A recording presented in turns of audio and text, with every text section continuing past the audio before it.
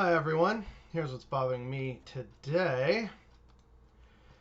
To be sold, a black woman named Peggy, aged about 40 years, and a black boy, her son, named Jupiter, aged about 15 years. Both of them the property of the subscriber. The woman is a tolerable cook and washerwoman, and perfectly understands making soap and candles. The boy is tall and strong of his age, and has been employed in country business, but brought up principally as a house servant. They are each of them servants for life.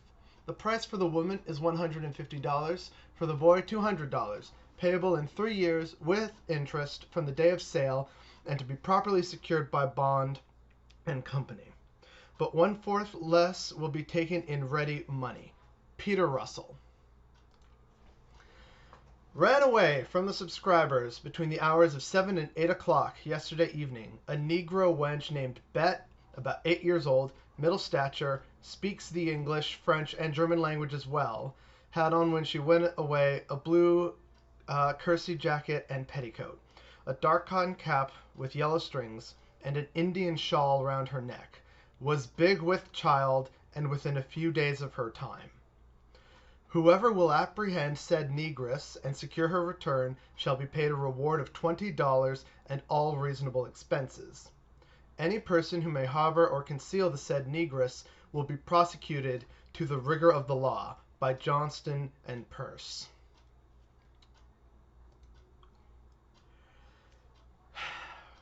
$12 reward.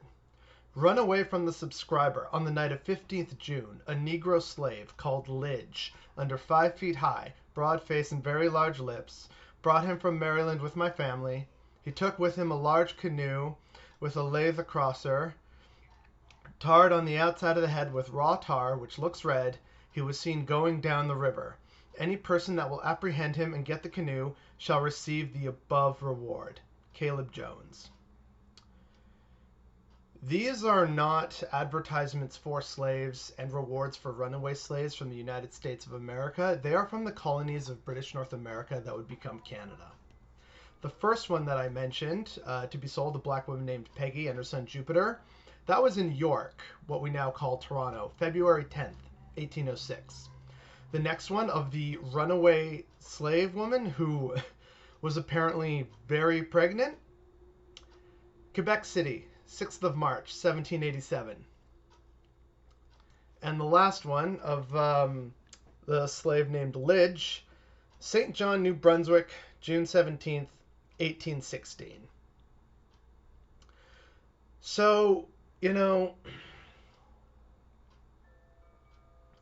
right there, that shows that slavery was not just in one of what we now call provinces. It was all over, from the Maritimes to Quebec to Ontario, which again were the main colonies of British North America at the time.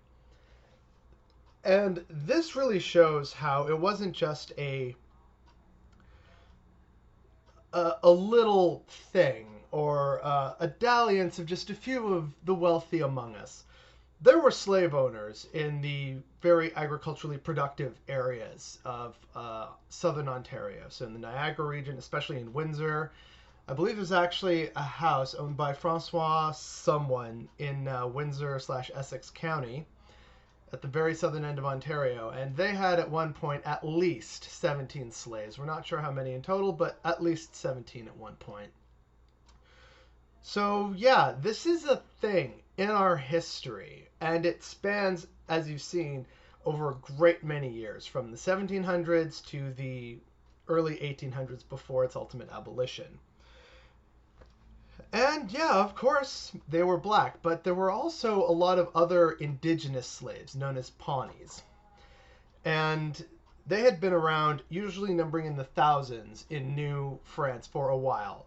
They do take their name originally from the Pawnee tribe, which are found, I believe, west of the Mississippi in like Nebraska, Kansas kind of area.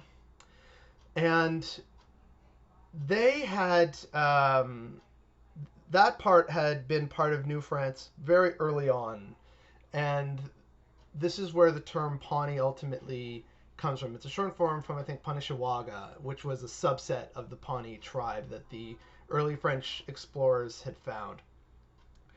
So even though from these examples we didn't see any indigenous slaves, which again were known as colloquially as Pawnees.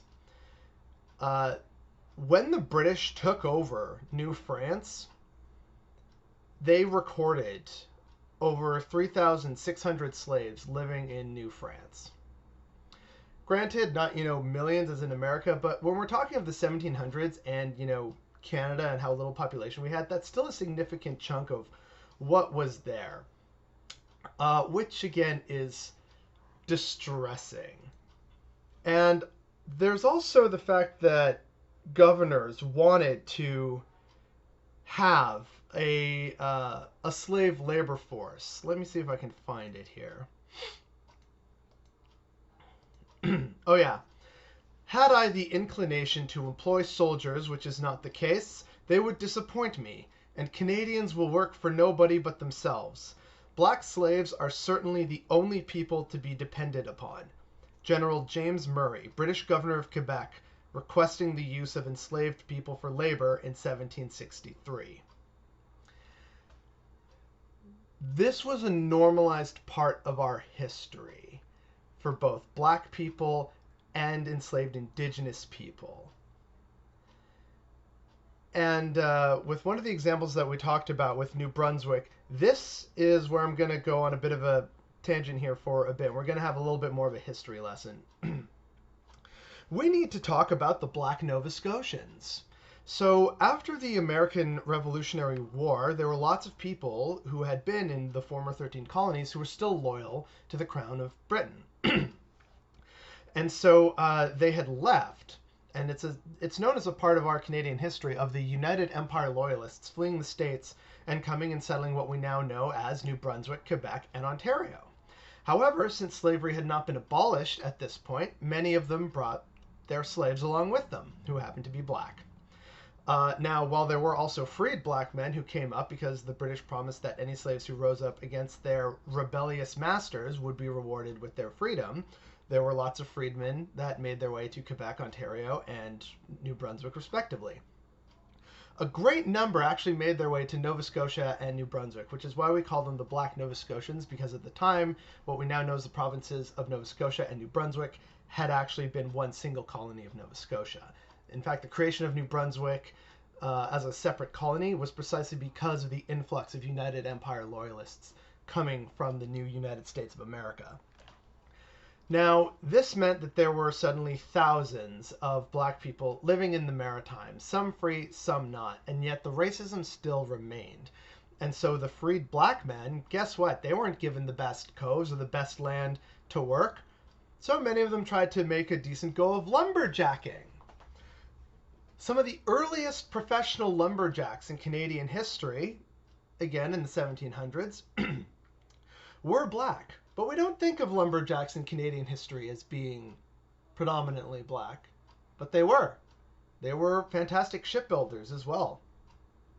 So by being successful, because Lord knows the British Navy needs its lumber and its timber for masts and shipboards, of course the white people didn't like this. So even though they hadn't given black people the nice land, they still found ways to try and be successful and industrious and productive.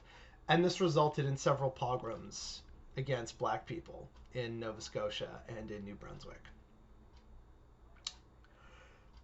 So, of course, many of them fell once again into poverty. And this also leads us, interestingly enough, to the creation of the nation of Sierra Leone. So Sierra Leone, specifically the capital city of Freetown, had been initially populated by free black people from Jamaica and from maritime Canada. They wanted to return to Africa because they found that they were being treated so despicably in North America, even many who had been free.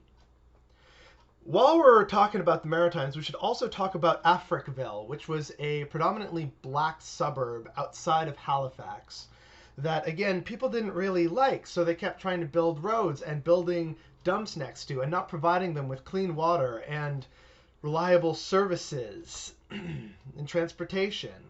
And eventually, they just couldn't stand that they were still there, and the entire neighborhood was bulldozed. It's now a park. This is not old history. This is stuff that happens continuously over the centuries of Canadian history before we have Canada. It's like slave owners in Canada prohibited their slaves from speaking their own languages and using their own names. We gave them French and English names, basically trying to wipe out their identity. Segregation, as I said earlier in a previous video, was upheld by Canadian courts. In fact, the last black segregated school in Canada didn't close until 1983, which is not too far along in time from when we closed the last residential school for natives, which I believe was 1996. I'll double check that because we're going to be talking about natives and our atrocious history of racism, enslavement, and discrimination towards them in tomorrow's video. But here, I'm really trying to focus on black history in Canada because we have treated them just as bad as the Americans in many cases. So saying we're not as bad as America is a falsehood that needs to die. Laws were also passed by various courts in Canada in the different colonies, and also just in Canada when we finally became a nation in 1867. Laws were passed barring black people from public places like swimming pools and libraries. They weren't allowed to go to barbershops. They weren't allowed to go to taverns, as I mentioned in the Fred Christie case. They weren't allowed to go to theaters, Viola Desmond. They weren't allowed to go to hotels, to skating rinks, and public parks well into the mid-1900s. The civil rights era, basically, is what finally made people realize, you know what, maybe we should allow them to also partake in society. And yet still, we have the audacity to be racist in our sports scene and say, black people don't know how to skate. Yeah, no shit. It's expensive, and we barred them from participating in the sport for centuries. What did we expect? Our universities and medical schools, including Dalhousie, Queen, and McGill, which are considered very respected both nationally and internationally, barred black students from admission throughout the 20th century. They're still dealing with some latent issues and lawsuits to this day, I believe. And of course, black people in Canada were restricted from owning or renting property. And even then, half the time, as I talked about earlier on in our history, if they even had property and land, they were often forced off of it because how dare a black person be successful and be, dare I say, possibly equal or more successful than a white person? If I had pearls, I'd clutch them. They often used restrictive land title clauses in order to make this happen and keep black people and indigenous people down. But we're going to talk about the history of indigenous racism and discrimination tomorrow. But yeah, and to really hammer home how messed up our history is, the first recorded race riot in North America, not just Canada or the United States, but in North America in general, was in Shelburne, Nova Scotia. A white mob armed with hooks and chains attacked the home of Black Baptist preacher David George Setting, setting off 10 days of white settler violence against black Nova Scotians. We absolutely are as bad as the Americans when it comes to our racist history and treatment of black people. And the fact that we don't know that or understand that or are taught that is what's bothering me today.